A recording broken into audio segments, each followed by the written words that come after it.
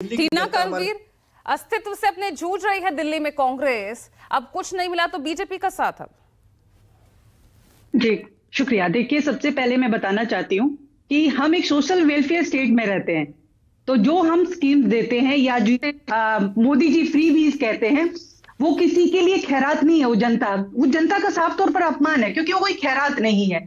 वो हम सबकी जिम्मेदारी है, क्योंकि सिर्फ भारत में ही नहीं, जब हम बाहर विदेश में भी जाते हैं तो वहां हम देखते हैं कि किस प्रकार से जनता के लिए, समाज के लिए किस तरीके की स्कीम्स सरकारें देती है। लेकिन जब ये झूठ बोला जाता है, केजरीवाल जी द्वारा पंजाब में झूठ बोला जाता है, तो सवाल उठते हैं कि आपने तो वादा तो कर दिया और फिर आप पूरा नहीं कर पाए। ऐसे ही एक वादा जो है देश के प्रधानमंत्री ने भी किया था कि 15 लाख आएंगे, वो आज तक नहीं आ पाए।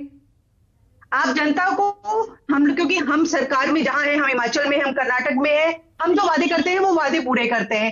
लेकिन जब आप झूठ बोलते हैं और वो वादे पूरे नहीं कर पाते तो आपके ऊपर वादा सवाल आपका भी याद आ रहा है 2024 के चुनाव में न्याय योजना के तहत 6,000 रुपए की राशि प्रति माह खाते में पहुंचेगी। टीना जी देखिए, ये सब वादे तब पूरे होंगे जब हम सरकार में आएंगे। कर्नाटक में भी आपने ऐसा ही वादा किया, हिमाचल में भी आपने ऐसा ही वादा किया, सत्ता में आए ना। जहां जहां हमारी सरकार है हमने वो वादे पूरे किए हैं। लेकिन आप बता दीजिए, भारतीय जनता पार्टी ने कब किए और आम आदमी पार्टी ने कब किए? तभी तो इनके ऊपर सवाल उठ रहे हैं। तभी बार बार प्रधानमंत्री भी फ्री बीज बोलते हैं, जबकि उनको ऐसा ऐसे शब्दों के इस्तेमाल नहीं करना चाहिए। अभी जो आपने कहा, अभी आम आदमी पार्टी के प्रवक्ता कह रहे हैं कि हम जासूसी क्या करवाएंगे। देखिए, सच्चाई ये है, तभी संदीप दीक्षित जी ने एलजी से शिकायत करी, उनको पत्र लिखा कि इस तरीके से नहीं करना चाहिए। भाई, ये भी चुनाव लड़ रहे हैं, हम भी चुनाव लड़ रहे हैं, और इनको डर जो है कांग्रेस पार्टी से ही है। क्योंकि आपको पता होगा कि इससे पहले सरकार हमारी थी, शीला दीक्षित जी को बच्चा बच्चा याद करता है। आज जो मेट्रो का जो आनंद ले रहे हैं,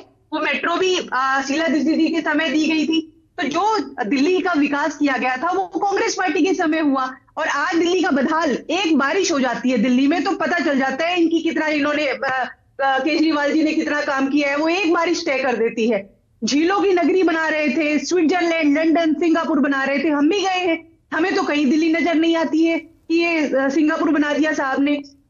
देखिए, एक ये महाठग है, और उनका एक्सपोज जो है इनके खुद के 2 विभागों ने कर दिया कि इस तरीके की कोई ये फर्जी स्कीम्स है, इन पर ध्यान नहीं दिया जाए। और ये बाहर बैठकर कहां पर बैठकर ये रजिस्ट्रेशन करवा रहे हैं? सरकारी दफ्तरों के बाहर। ताकि जनता को ये यकीन हो जाए कि कंफ्यूजन क्या है ना, कि आखिर कांग्रेस की राजनीति किसके खिलाफ है ना, यही समझ में नहीं आ रही है। आप अपने सहयोगी पर भी सवाल उठाते हैं, आप बीजेपी पर भी सवाल उठाते हैं, फिर वही सहयोगी पर सवाल उठाते हुए फिर बीजेपी का सहारा उनके साथ भी जाते नजर आते हैं।